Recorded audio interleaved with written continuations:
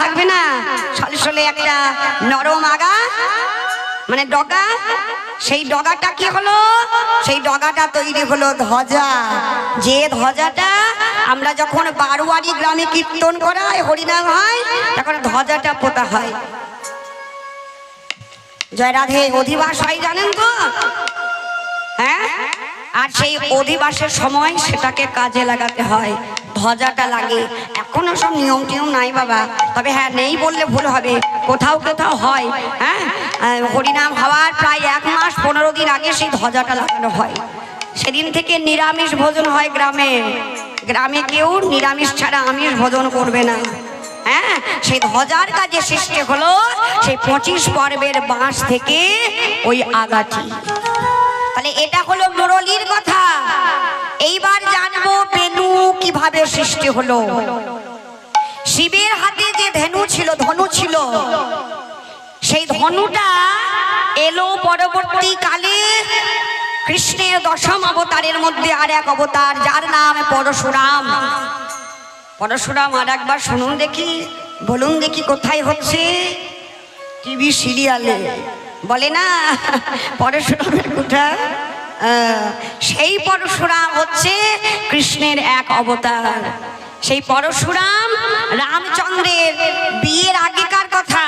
পরশুরাম জানকী মানে জনক রাজার কন্যা সীতাকে দেখে তার বিবাহ করার ইচ্ছে হয়েছিল।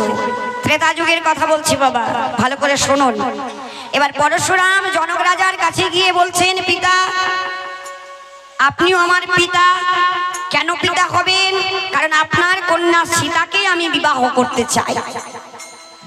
জনক রাজা বলছে, বাবা খুব সৌভাগ্যের কথা আমার, তোমার মতো একজন বীর পুরুষ হবে আমার জামাতা, কিন্তু এখন তো সময় হয়নি বাবা, কারণ আমার কন্যা সীতা এখন নাবালিকা। সে যখন সাবালিকা হবে তখন আমি তোমার সঙ্গে তার বিয়ে দিয়ে দেব। পরশুরাম বলছে, আমার তো এত সময় নাই, আমি এবার নৈমিষারণ্যে যাব, গিয়ে সেখানে ব্রত করব, তাই আমার এখন সময় নেই, আমি এবার চললাম। তবে শুনুন, আপনাকে একটা ধনু আমি দিয়ে যাচ্ছি। এই ধনুটা যদি কোনো রাজা মহারাজা রাজকুমার রাজপুত্র এই ধনুটাকে ভেঙে দিতে পারে, তাহলে তার সঙ্গে আপনার কন্যার বিবাহ দিতে পারেন। কিন্তু যদি ধনুটা কেউ না ভাঙে, তখন আমি ফিরে এসে আপনার কন্যা সীতাকে বিয়ে করব। এবার স্বয়ংবর সভার আয়োজন হয়েছে, সভা এসেছে, অযোধ্যাধিপতি রাজা রামচন্দ্র এসেছেন বাবা।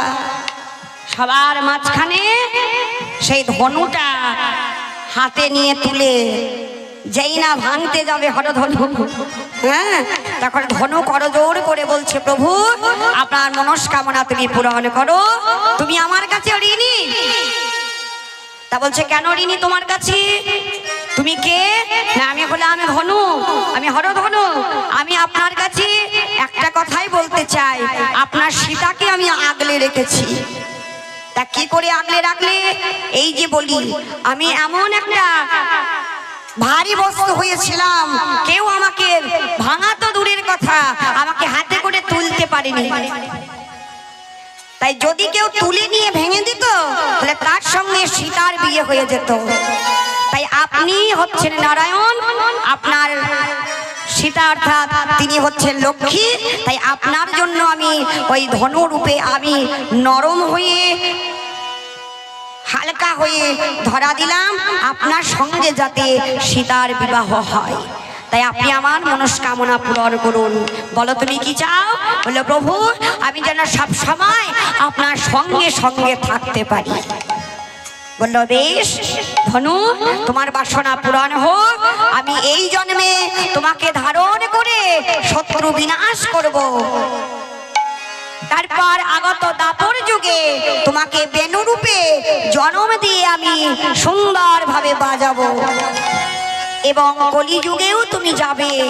আমি তোমায় এমন আশীর্বাদ করছি, কলিযুগে গিয়ে তুমি হবে আমার হাতের দণ্ড। কখন কখন হয়েছিল হাতের দণ্ড? হরধনু রামচন্দ্রের হলো, তারপর সেই ধনুটা হলো বেনু, দণ্ড বাবা। দণ্ডটা হাতে গোবিন্দ নিয়েছিলেন কলিযুগে। কখন নিলেন? যখন 24 বছর বয়সে আমার গৌর হরি সন্ন্যাস গ্রহণ করেন। জয় রাধে। যখন পইতে হয় তখন কি করতে হয়? মস্তক মণ্ডন করে একটা থান পরে হাতে লাঠি নিয়ে ভিক্ষার ঝুলি নিয়ে যেতে হয়। তা সেই যে উপনয়নের সময় কিংবা ওই যে সন্ন্যাস নেওয়ার সময় আমার গৌরহরি যখন সন্ন্যাস নিলেন 24 বছর বয়সে, সেই বেনুটা হলো এই কলিযুগের দণ্ড। নিতাই গৌর হরিবল হরিবল হরিবল হরিবল। তাহলে মুরলী সৃষ্টি হলো 25 পাপ বাস থেকে, বেনু সৃষ্টি হলো পরশুরামের ধনু থেকে। আর একটা বাকি আছে, সেটা হলো বংশী। সেটা সৃষ্টি কিভাবে হলো? সেটা হচ্ছে বাগ দেবী সরস্বতী। হরে কৃষ্ণ। এইবার একটু শুনে নেন, বাগ দেবী সরস্বতীটা কিভাবে গোবিন্দের বাঁশি হলো, বংশী হলো। সরস্বতী ধ্যান করতে বসেছে। ধ্যান করতে বসাতে সমস্ত দেব দেবীর মুখের কথা বন্ধ হয়ে গেল। সবাই তখন নারায়ণের কাছে গেলেন। নারায়ণ নৈমিষারণ্যে ক্ষীর সমুদ্রে গেল। ক্ষীর সমুদ্রে দেখলো সরস্বতী দেবী ধ্যান করছে। তখন শঙ্খনাদ করলো। শঙ্খনাদ শুনে সরস্বতীর ধ্যান ভেঙে গেল। সরস্বতী বলল, প্রভু আমি তোমার অধরের অমৃতটা পান করতে চাই। বলল, বেশ, তোমার বাসনা পূরণ হবে। তুমি কুঞ্জবনে নিধুবনে হবে বাঁশ গাছ। সেই বাঁশ গাছ থেকে বেনু বাঁশি তৈরি হবে। আর সেই বাঁশি ধারণ করে যখন আমি বাদন করব, তখন তুমি আমার অধরামৃত পান করার সুযোগ পাবে। তাই সরস্বতী হয়েছেন আগত দাপর যুগে বংশী। তাহলে 25 পাপ থেকে হলো মুরলী, ধনু থেকে হলো বেনু, আর ওই সরস্বতী হলেন এই যুগে অর্থাৎ দাপর যুগে বংশী। সখিরে, তাই আমি কি দেখলাম জানিস? মধুর মুরলী করু গান আনি গো, মধুর মুরলী করু গান গো, মধুর মুরলী করু গান। ও ললিতা, আর কি দেখলাম জানিস? টলমল হলো কাটি লোক ভালে ঝলক,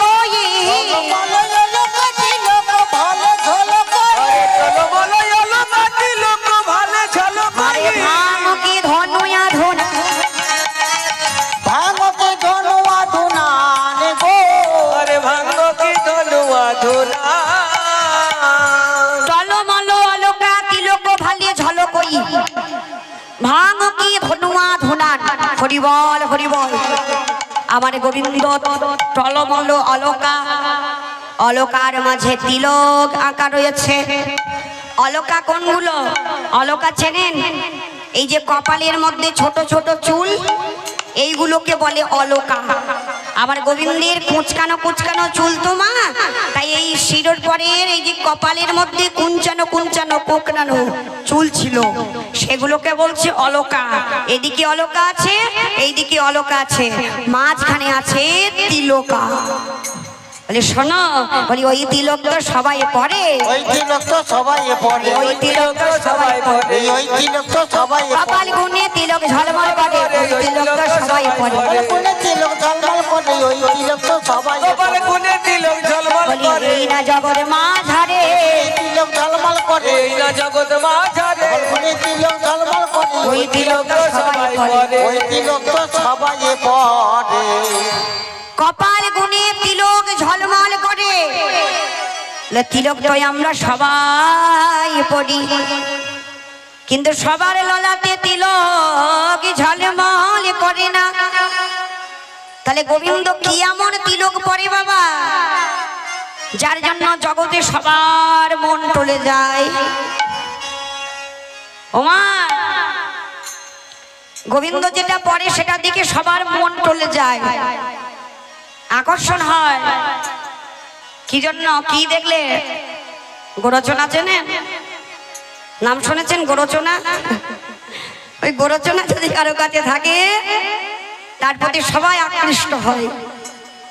আমার গোবিন্দ যে তিলক পরে বাবা, সেই তিলকটা হচ্ছে গোরচনা দিয়ে তৈরি। জয় রাধে। সেই গোরচনাটা চেনেন কেউ? খুব ভাগ্য ভালে পাওয়া যায়। গোরচনা দশকর্ম ভান্ডারে পেতেই পারেন, কিন্তু সেটা গোরচনা নয়। আপনাকে ভুলিয়ে ভালিয়ে দিয়ে দেবে, আমিও বিশ্বাস করে নিয়ে নেব, কিন্তু আসল গোরচনা তৈরি হয় ওই প্রকৃতি থেকে। কিভাবে তৈরি হয় ভালো করে শুনুন মন দিয়ে। যদি কেউ কোষ্ঠী বিচার করেন জ্যোতিষীর কাছে, তাহলে জ্যোতিষী নক্ষত্র রাশি হ্যাঁ সব কিন্তু বলে দেয়। কোষ্ঠী বিচার করতে করতে লিখে দেয় এই রোহিণী, তারপর কৃত্তিকা, উত্তর ফাল্গুনী, এসব সিংহ রাশি, কুম্ভ রাশি, কন্যা রাশি নাই। এইরকম একটা নক্ষত্র আছে যার নাম হচ্ছে সাতী নক্ষত্র। সেই সাতী নক্ষত্রের দিন যদি বৃষ্টি হয়, কোন গাভী সে যদি গর্ভবতী হয়, মানে গাভীর হয়, সে যদি গর্ভবতী সন্তান সম্ভবা গাভী হয়, আর তার মাথায় যদি সাতী নক্ষত্রের দিনে বৃষ্টি হয়, সেই বৃষ্টির ফোঁটা যদি সেই গর্ভবতী গাভীর শিঙের মাঝখানে মাথায় পড়ে, তাহলে একটা হলুদ রঙের মোটা মতো আবরণ সৃষ্টি হয়। আবার বলে দিচ্ছি শুনুন, সাতী নক্ষত্রের দিন যদি বৃষ্টি হয়, সেই বৃষ্টির ফোঁটা যদি কোনো গর্ভবতী গাভীর মাথায় পড়ে, তাহলে সেই বৃষ্টির ফোঁটা থেকে যদি একটা হলুদ রঙের আবরণ সৃষ্টি হয়, তাহলে সেই বস্তুটার নাম হচ্ছে গোরচনা। ঠিক আছে? সেই গোরচনা আমার গোবিন্দ তিলক করে পড়েছে বলে কি হয়, টলমল টলমল টলমল করে, টলমল টলমল টলমল করে, টলমল টলমল টলমল করে, টলমল টলমল টলমল বলি ওই তিলকে প্রভুর পরে টলমল টলমল টলমল করে। ওই তিলক সবাই পড়ে, যে দেখে সেই ভোলে নিতাই গৌর হরিবাই হরিবাই। ওই তিলক সবাই পড়ে, টলমল টলমল টলমল করে। প্রাণ গোবিন্দ আমার তিলকা অঙ্কন করে আছে, তাতে কি মনে হয় জানিস? ললিতারে আমি এক মুখে কি আর বলিব, ভাঙ কি ধন আধো নান গো, ভাঙকে ধনু বাঁধুনান গো, আর ভাঙ কি ধন বাঁধনা, ভাঙ কি ধনুয়া ধুনান। আমার গোবিন্দের জোড়া ভুরু, হ্যাঁ জোড়া ভুরু, অর্থাৎ দুটি ভুরুর মাঝখানে যে সন্ধিক্ষণ, সেই জায়গাটা জোড়া। আর জোড়া ভুরু কি হয়? জোড়া ভুরু যেন কামের কামান কিবা কইল নিরমান। পূর্বরাগের কথা। আমার গোবিন্দের ওই জোড়া ভুরু দুটি দেখে মনে হয় যেন ধনু। এই দেখুন এইরকম ভাবে, মানে ধনুটা ঠিক এইরকম তো, তাই না? তাই আমার গোবিন্দের ভুরু দুটো দেখে মনে হচ্ছে যেন ধনু। ললিতা বলছে রাধে, ওই ধনু থাকলেও কোনো লাভ হবে না, কারণ সেই ধনুর মধ্যে তো কোনো বাণ নাই। তাই নাকি? ধনুর মধ্যে বাণ নাই বললেই শুনবো? আমি দেখলাম। কি দেখলি? বিষম কুসুম সরবা আনে গো, বিষম কুসুম সরবান গো, বিষম কুসুম সরবান গো, বিষম কুসুম সরবান। তা কোথায় দেখলি? কুলবতী বরত বিমোচন লোচন বিষম কুসুম সরবান। ললিতারে আমার পরাণ গোবিন্দের ললাটে একবার নয়ন দিলাম, দেখলাম জোড়া ভরু ধনুর কাছে যেন বাণ আছে। সেই বাণ যদি কারো মনে একবার বিদ্ধ করে, তাহলে কি হয় জানিস? ইহ জগতের মাঝে কোন ধনু যদি বাণ দিয়ে কাউকে আক্রমণ করতে যায়, তাহলে যাকে আক্রমণ করে সে যাতে মারা না পড়ে সেই জন্য ছুটে ছুটে পালিয়ে যায়। আর গোবিন্দ ধনুতে করে যদি একবার নয়নে বাণ বক্ষে মারে, তাহলে সে কেউ পলাইয়ে যায় না। সে কি করে জানিস? সে কৃষ্ণ অনুরাগ বুকে নিয়ে ওই চরণ তলে এসে দাঁড়ায়।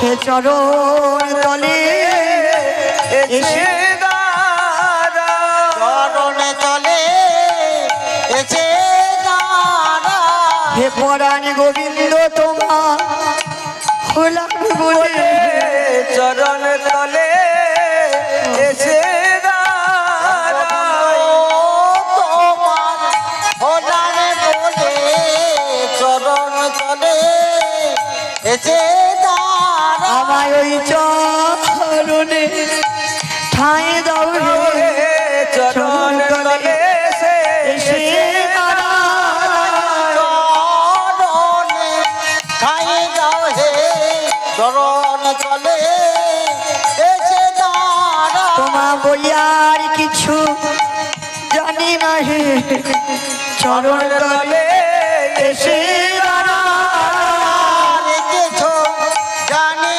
না হে গোবিন্দ তোমার হলাম বলে আর কিছু জানি না গোবিন্দ তোমার হলাম বলে আর কিছু জানি না গোবিন্দ তোমার হলাম বলে তাই গৌর হরিবল হরিবল তোমার হলাম বলে বইয়া কিছু জানি না গোবিন্দ তোমার হলাম বলে তলে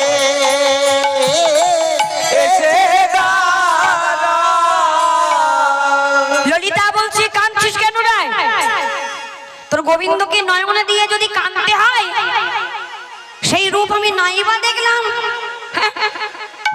তুই কি পাগল হয়েছিস নাকি রাধে আরে রূপের কথা বলতে বলতে তুই কাঁদছিস কেন আরে রূপ দেখেছিস তো আনন্দ হওয়ার কথা বললো ললিতা রে আমার পরাণ গোবিন্দ আমার বক্ষে বাণ বিদ্ধ করিল সেই বাণ যদি কোনো নারীর বক্ষে একবার বিদ্ধ করে তারে তার মনে প্রাণ টলে যায় তাই আমার মনে প্রাণে অনুরাগে বিভোর হলো এই রাই তাহলে তুই একটা কাজ করলি না কেন তুই পালিয়ে এলি না কেন কষ্ট যদি হয় তোর তা বলছে আর কি বলিস হই আমি এই পালিয়ে আসবো মনে করলাম ভাবলাম ওদিকে আর নয়ন দেব না জানিস যেই না চলে আসবো আমি আটকে গেলাম কেন আটকে গেলি বান্ধলি বন্ধুয়া ধরে মধু মা খালো বাঁধলি বন্ধুয়া ধরে মধু মা খোলো বান্ধলি বন্ধুয়া ধরে মধু মাখলে কি দেখে আটকে গেলি কি দেখে জানিস ওই গোবিন্দের ঠোঁট দুটো দর্শন করে বাবা কি এমন আছে ওই ঠোঁটে যেটা দেখে তুই আটকে গেলি তা বলছে বলি শোন আমার গোবিন্দের ঠোঁট দুটো দেখতে কেমন জানিস বান্ধলি বন্ধু অধরে মধু মাখালো বান্ধলি ফুলের থেকেও আরো সুন্দর রং হচ্ছে আমার গোবিন্দের ঠোঁট দুটি এ দেখুন মা এটা ঠোঁট তো দুটি ঠোঁটের দুটি নাম আছে একটা হচ্ছে ওষ্ঠ উপরেরটা হচ্ছে ওষ্ঠ আর নিচের ঠোঁটটার নাম হচ্ছে বাবা অধর আমার গোবিন্দের ঠোঁট দুটি দেখতে কেমন জানিস ওই বান্দলি ফুলের পাপড়ি রঙের মতো ভক্তিমতী মায়েরা তাহলে কেমন রং বলতে পারেন বান্দলি ফুল চেনেন কই দেখি বলুন দেখি কে চেনেন চেনেন না বাবারা কেউ জানেন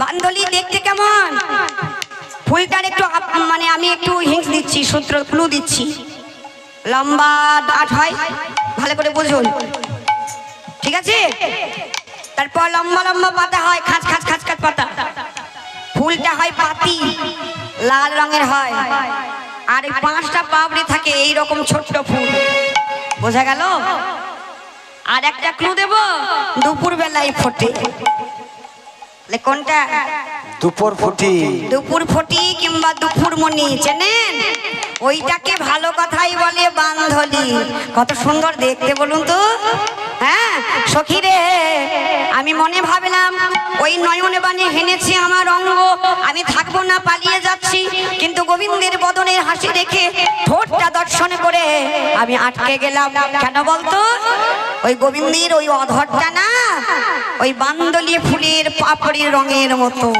আহা শুধু আবার তাও নয় সেই অধরের মধ্যে মধুর মধুর মৃদুহা আসি গো মধুর মধুর মৃদু হাসি গো আরে মধুর মধুর মৃদু হাসি গো আর মধুর মধুর মৃদু কেমন হাসি? স্মিত হাসি। স্মিত হাসি মানে কি? দাঁত বেরোবে না কিন্তু হাসি বেরোবে, ঠিক আছে? হা হা হা হা করে হাসি না। আমার গোবিন্দ ঠোঁটটার বিকার দেখে বোঝা যাবে, এবারে ঠোঁটটা একটু প্রসার হবে কিন্তু দাঁত বেরোবে না, ওটাকে বলে স্মিত হাসি। মধুর মধুর মৃদু হাস। আমার গোবিন্দের হাসিটা কেমন জানিস? বলি এই না বৃন্দাবনের লোকে সবারই তো বধূ আছে, বধূ আগে বলে পরে হাসে। আমার বধূ তা নয় তা নয়, বধূ কথা বলার আগে মধুর মধুর মৃদু মধুর মধুর মৃদু হাস। বৃন্দাবন মাঝে সবারই তো বন্ধু আছে, হাসির কথা বলে পরে হাসে। আমার বন্ধু কথা কইবার আগে মধুর মধুর মৃদু হাস। আর এই না বৃন্দাবনের লোকে সবারই তো বন্ধু আছে, আগে বলে পরে হাসে। আমার বধূ তা নয় তা নয়, বধূ কথা বলার আগে মধুর মধুর মৃদু এই না বৃন্দাবন মাঝে সবারই তো বন্ধু আছে, বন্ধু কথা কইবার আগে মধুর মধুর মৃদু হাস। দাঁড়া দাঁড়া দাঁড়া দাঁড়া, একটু বুঝিয়ে দে। আরে সবাই যখন হাসে তখন কথা হাসির কথা হয় তবে তো হাসে। দুঃখ যদি হয় সে হাসবে না কাঁদবে? মানে সে কাঁদবে। আর আনন্দ হলে সে হাসবে। তাহলে আনন্দ যদি কারো হয় সে আনন্দের কথাটা বলে তারপর হাসে। আর আমার গোবিন্দ আগে হাসে তারপর কথা বলে। সেই হাসি তো আমার হাসি নয়, বলি হাসি নয় যেন গলার ফাঁসি। হাসি নয় যেন গলার ফাঁসি। হাসি নয় যেন গলার ফাঁসি। কি কথা বলছিস তুই? গলার ফাঁসি? আরে হ্যাঁ রে, ওই হাসিতে যার মন মজেছে তার মনে হয় গলায় যেন ফাঁসি পড়লো। আহা, এবারে মজেছে কত ব্রজবাসী, হাসি নয় যেন গলার ফাঁসি। মজেছে কত ব্রজবাসী, হাসি নয় যেন গলার আরে মজেছে কত ব্রজবাসী, হাসি নয় যেন গলার ফাঁসি। হরিবল হরিবল। এত সুন্দর পদটা বাবা, এত সুন্দর পদটা রচনা করেছেন যিনি গোবিন্দ দাস মহাশয়। তিনি বলছে রাধে তুমি বড় বড় ধন্যা। হ্যাঁ বড় ধন্যা তুমি। কেন বলো তো? ওই যে কথা বলেছে ধনী ধনী বনি নবীন নাগর কান। হ্যাঁ তুমি বড় ধনী বড় ধন্যা। কেন বলো দেখি? কারণ তুমি আমার গোবিন্দের রূপ দর্শন করেছ। হ্যাঁ তুমি আমার গোবিন্দের বদন দর্শন করেছ। তাই এই জগতে তিনটি ধনী আছে। মানে এই কথাটা আগে বলা দরকার ছিল, বলি না। কেন বলুন তো মা? কারণ খেতে গিয়েছিলেন, সবার কানে ঢুকবে না, সেজন্য আপনারা এলেন তারপর বলি শুনুন। হ্যাঁ বলছে রাধে তুমি বড় ধন্যা। ধন্যা ধনী, ধনী মানে তিনটে ধনী বাবা, তিনটি ধনী। একটা হচ্ছে ধ দন্তের নয়ে দীর্ঘ হয়ে ধনী মানে বড় লোক যারা। একটা হচ্ছে ধনী ধনী মানে ধয়ে বয়ে দন্তের নয় হর্ষে ধনী মানে শব্দ। আর একটা ধনী যেটা বলবো, রাগ করবেন না তো? কি করে বলবেন? উলুটুলু দিতে পারেন না তো, তা কি বলবো?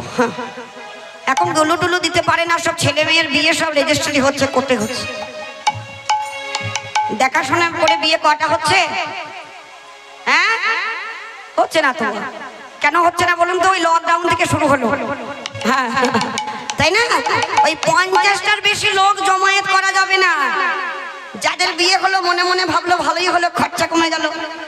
আর মেয়ে ছেলে এক জায়গায় যোগ দেবে তবে তো উলুটুলু হবে। ও মা বলি সেও তো ধনী, এ তো ধনী, সেও তো ধনী। কেউ তো ধনী। বলছে তিনটে ধনীর কথা বলেছে।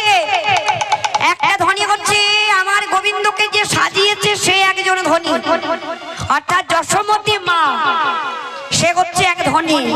আর একজন বধূকে যিনি দেখছেন রূপ দর্শন করছে সে একজন ধনী, অর্থাৎ আমার রাধারানী। আর একজন ধনী কে? কে? আপনাদের মতো যারা ভক্তিমতী নারী। কেন বলুন তো? বলবো, বলি সেও তো ধনী, সেই তো ধনী, সেও তো ধনী, সেও তো ধনী, আরে যে করে নামে ধনী সেই তো ধনী। যে করে নামে ধনী, সেই হরিবল হরিবল হরিবল, ধনী সেও তো ধনী, যে করে নামে আরে জয় রাধে গোবিন্দ বলে হরিবল। করে নামে ধনী জয় রাধে গোবিন্দ বলে, করে নামে ধনী জয় রাধে গোবিন্দ বলে, করে নামে ধনী, সেও তো ধনী। সেই তো ধনী।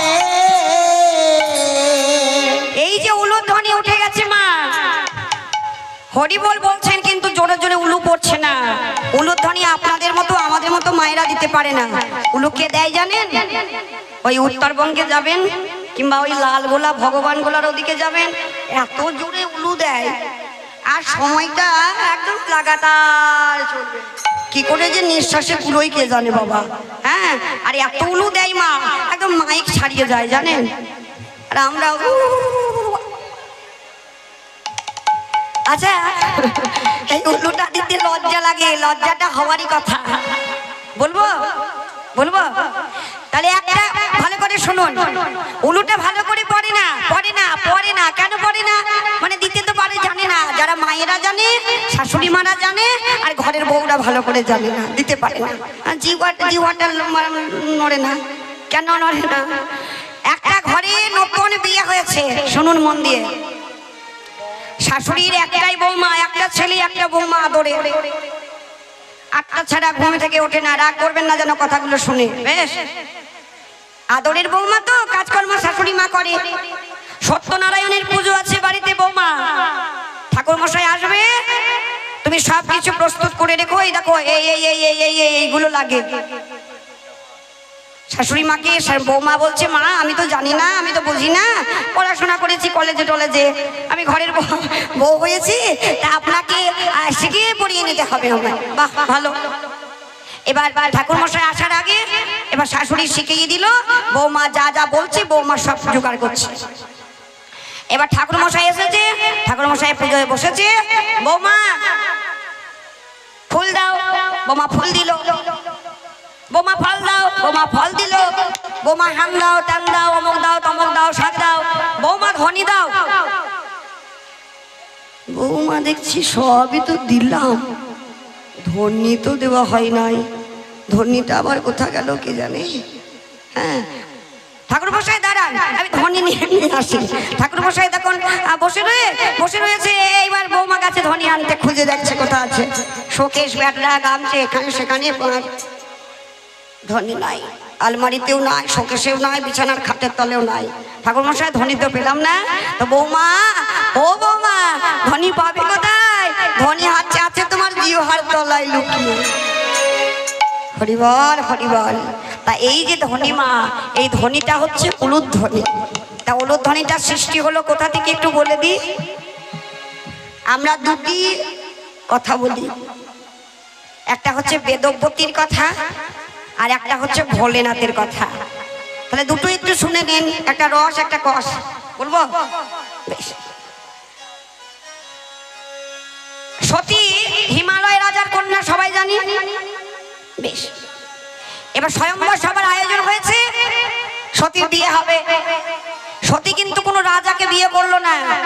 ওই বাঘ ছাল পরা, গায়ে ছাই মাখি, গলায় সাপ জড়ায়, মরার মাথা হাতে নেয়, শিরে জটা, ওই তাকে ভালোবাসে। সে কিন্তু ভিতরে ঢুকতে পারেনি। কেন বলুন তো? কারণ সে শ্মশানে মশানে ঘুরে বেড়ায়, দক্ষ রাজা তাকে নিমন্ত্রণ করে নাই, কোনোদিন নিমন্ত্রণ করতো না। এবার সতী বিয়ে করবে কাকে? ভোলেনাথকে। ও ভিতরে প্রবেশ করে নাই। তাই এত করে খুঁজে খুঁজে যখন শিবকে পাওয়া গেল না, তখন সতী মালাটা নিয়ে ঘরের বাইরে গেল। গিয়ে দেখছে বাইরে দাঁড়িয়ে আছে ভোলা মহেশ্বর। মালাটা বদল হলো, হয়ে গেল বিয়ে। এবার নারদ বড় মজা লাগানোর লোক, তাই তো?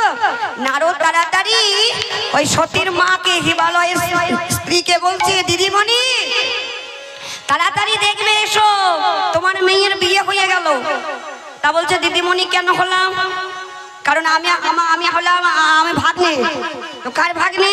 আমি বললাম শিবের ভাগ্নে, শিব হলো আমার মামা, আর মামার বউ হলো তোমার মেয়ে মানে মামি, আর মামির মা হচ্ছে দিদিমা। হ্যাঁ বাবা, তুই কি বলতে চাস নারদ? তা বলছি তোমার মেয়ে হয়েছে আমার মামি। কি করলে হলো দেখো, তাড়াতাড়ি এসো, ঘরের বাইরে দেখবে এসো। তখন বরণ করবো বলে সতীর মা আমার বরণ ডালা নিয়ে যাচ্ছে ওই ঘরের বাইরে। নারদ বলছে সাবধান, আমার মামার গায়ে না অনেক সাপ আছে, ফস ফস করবে। তুমি যদি বরণ করতে চাও না, তাহলে ঈশ্বর মূল নিয়ে চাও। ঈশ্বর মূল নিয়ে গেলে সাপ সবাই মাথা নত করবে। বলে না ঈশ্বর মূল, কথাটা হচ্ছে ঈশ্বর মূল। ঈশ্বর মূল একটা রেখে দিয়ে ওই বরণ ডালাটা নিয়ে গেছে, আর যেই না নিয়ে গেছে তখন সাপগুলো ফস ফস করতে করতে সব খসে চলে গেছে। আর মহাদেবের পরনের বাঘ ঝালটা গেল খসে, আর মহাদেব হয়ে গেল দিগম্বর। আর যত নরনারী ছিল সবাই লজ্জায় এই বলতে বলতে বিয়ের মধ্যে শুরু হয়ে গেল উলু উলু উলু উলু উলু। নিতাই গৌর হরিবল হরিবল হরিবল হরিবল হরিবল হরিবল। এই হচ্ছে একটা উলুধ্বনি। আর অনেক শাস্ত্রে লেখা আছে, দ্বিমত আছে, তো অনেক রকমের শাস্ত্রে অনেক কথা। বেদবতী বলে একটা নারী ছিলেন।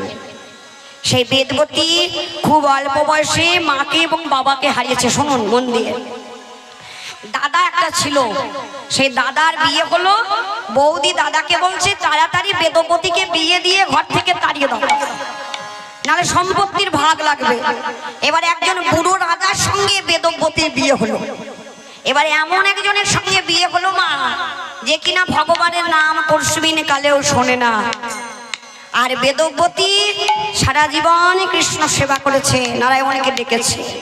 হ্যাঁ, তাই বেদবতী সকালবেলায় কাজকর্ম করে, দুপুর বেলায় রান্না বান্না করে, নিজের কাজকর্ম সামলে অবর্তমানে ঘরের দরজা লাগিয়ে ঠাকুর সেবা করে। রাজা জানতে পেরে মনে মনে ভাবছে তোমার সেবা করাচ্ছি, দাঁড়াও, তোমার মনে ধার্মিকতা, এই দাও তোমার মজা। কি করলেন? বেদবতীর কাছে গিয়ে শাস্তি দিলেন। কি শাস্তি? বললেন বেদবতী, যে জিহ্বায় তুমি নারায়ণের নাম উচ্চারণ করো, দেখে তুমি কিভাবে নারায়ণের নাম উচ্চারণ করো। এই বলে ওই বেদবতীর জিহ্বাটা ছেদন করে দিলেন, জীবটা কেটে ফেললেন। প্রচন্ড যন্ত্রণায়, তীব্র যন্ত্রণায় ক্ষতবিক্ষত হয়ে বেদবতী কাটা জিহ্বা নিয়ে